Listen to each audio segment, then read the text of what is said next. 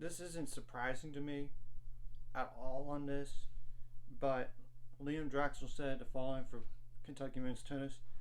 Thank you, Kentucky. After talking with the coaching staff and my family, I've decided to forego my last year of collegiate eligibility and turn pro. I would like to thank everyone who was part of my journey at Kentucky. You gave me the best 4 years of my life. In Kentucky, and coming to Kentucky was the best decision I ever made. To be a part of Kentucky's culture and the team's improvement over the past couple of years is so special to me. Moments like winning the SEC tournament and playing at home during the NCAAs with the support of Big Blue Nation are moments I'll remember forever. I'm sad that my time at Kentucky is over, but I'm also excited to pursue my dream of being a professional tennis player. I'll forever be a Wildcat, and I am excited to see what Kentucky tennis has in store for the future. Well, first of all, he walked on senior day, so this isn't surprising. And I will say this, according to the latest ATP rankings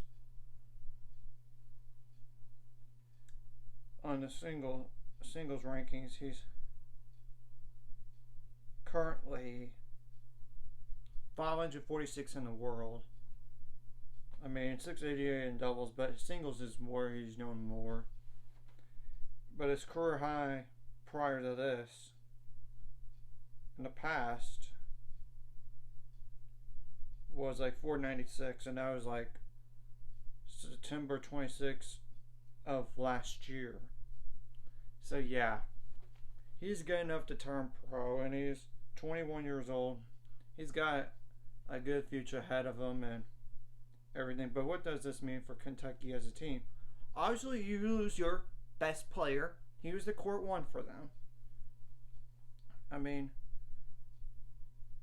they did lose some other guys as well. Like one of the seniors that could have come back for one more year decided to transfer out. So, and that was Alexander LeBlanc, something like that. Honestly, they did lose. Like one of the redshirt juniors actually walked on senior day, but he was like a walk-on type. Leon Draxl's gone, obviously. Jonathan Sorbo is a walk-on type. And they did lose a fifth year in Alifia Iani. So, now in terms of those losses, you lose your top two now in the singles lineup. Yikes. That's brutal. I mean, but they do bring back, potentially, the number 3 player in singles, like in Joshua Lapadat. But I will say, Leon Draxl could have used his last year of eligibility due to COVID, because remember, it's still a thing for one more year for spring sports, and the only other one they could technically use is for those Ivy League athletes that they couldn't play in the spring of 2021 either. They were enrolled at that school, Ivy League, in fall 2020 or 2021. But you know what I'm saying. Then they could grad transfer somewhere else potentially. So, yeah, they do bring back Taha Abadi. He was number 4 singles last year. Jane Weeks, he was like number 5 singles for the most part. And then Charlie Cosnay, Charlelie. Apologize if I butchered that first name. And Cosnet is Cosnet. And I believe that's how it's pronounced, but I apologize on that front as well. So, but they bring back everybody else. I mean, it's just they got to fill in their top 2 now. But they do have 3 recruits coming in for the class of 2023, and they have the number 7 recruiting class in the country, according to tennisrecruiting.net. So yeah, that's pretty good. And those players are like Eli Stevenson, Jack Lutet from New Zealand, Auckland, New Zealand. Eli Stevenson, by the way, is from Louisville, Kentucky. And then Matthew Rankin is from Edinburgh, Great Britain, aka England. You know what I'm saying on that. So really, that's a solid class right there. So now in terms of doubles, obviously they have to replace their number one doubles. Obviously, they do have, because part of the number one doubles is going, and number three doubles has to be kind of replaced too because of this Liam Draxl loss here. But they do bring back their full number two doubles, but they could split them up and try and make this doubles lineup even stronger, because that was an area that they do need to improve is in doubles. I mean, at number one doubles, especially because last year they were, okay, that's 14 and 15 at number one doubles. That's not great at all. The number two doubles was, okay, that's 15 and 6. So, okay, but the most commonly used was like 11 and 5. And their number three doubles last year was, okay,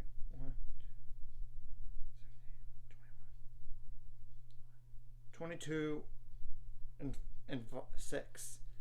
Number three doubles was a strength for them, but having a number one singles player and number three doubles should be a nearer advantage almost every time, but you never know. You never know. So overall in singles last year they were 20 and 9 at number one. Number two they were 20 and 9. Number three singles, it's 21, 24, 25 and 3. That's pretty solid. I mean, that's salty in a good way. Now, number four last year was, that's 19 and 9. Number five singles last year was 15 and 11. That has to improve. And number six was 10 and 13. And granted, this is in completed matches. And so I don't know about the do not finishes or anything like that.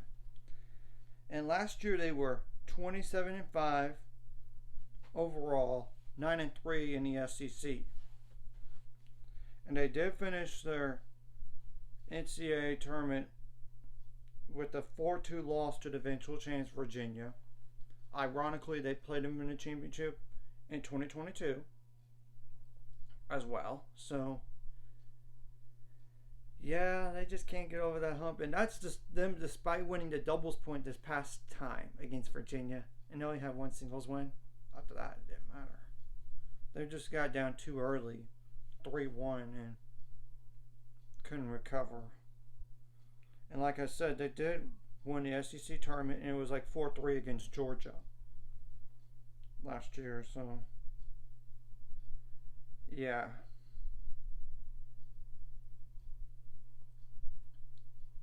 But I want to look up the SEC rankings from last year in men's tennis, where they were. I believe they were the second in the SEC, right behind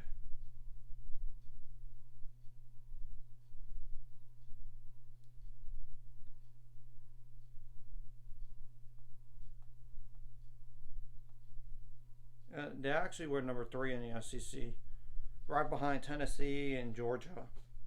And both of those teams lose some guys as well. So, and Georgia does have that question of Ethan Quinn, by the way. And Tennessee has that question of Johannes Monday. Will he come back? Yeah, Kentucky was finished 3rd in the SEC. South Carolina was 4.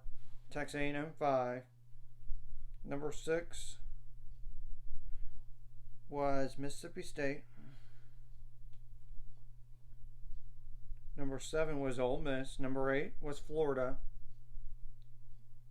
Number 9 was Auburn. Number 10 was LSU. Number 11 was Alabama. Number 12 is Vanderbilt. And number 13 is Arkansas. So, That's just a FYI on that.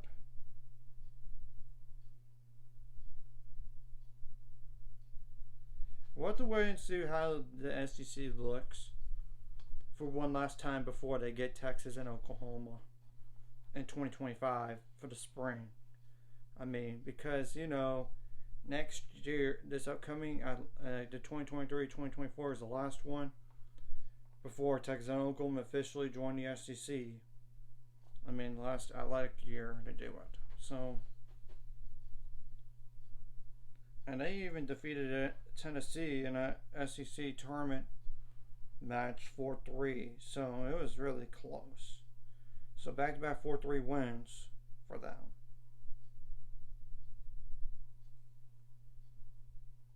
So interesting. And what's crazy is they lost to both those teams respectively in the regular season in the SEC. I mean, 5-2 to Georgia, but I was at Georgia, and 4-0 to Tennessee, but I was at Tennessee. So, yeah, it's very, very interesting to say the least.